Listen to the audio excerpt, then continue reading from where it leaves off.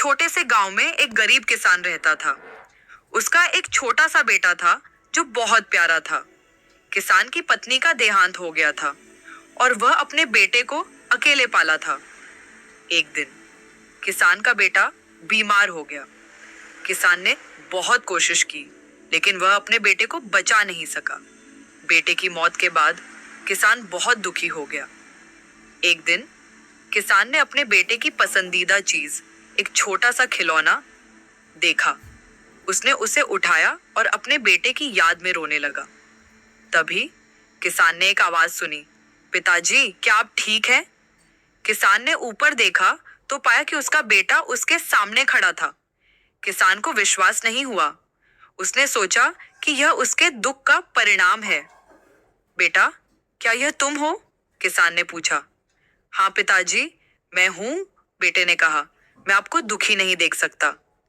किसान ने अपने बेटे को गले लगाया। वह बहुत खुश था। उसने ईश्वर को धन्यवाद दिया। पिताजी, मुझे अब जाना होगा, बेटे ने कहा, लेकिन मैं हमेशा आपके साथ रहूंगा। और फिर बेटा गायब हो गया। किसान जानता था कि उसका बेटा अब भी उसके साथ है। उसने कभी भी अपने बेटे को नहीं भुलाया। उसने अपने बेटे की याद में हर दिन प्रार्थना की। एक दिन किसान बहुत बूढ़ा हो गया। वह बीमार पड़ गया। उन्होंने अपने बेटे को याद किया। बेटा, क्या तुम मुझे लेने आए हो? किसान ने पूछा। हाँ पिताजी, मैं आया हूं, बेटे की आवाज सुनाई दी। किसान ने अपनी आंखें बंद कर लीं। वह जानता था कि वह अपने बेटे के साथ स्वर्ग में फिर से मिलेगा।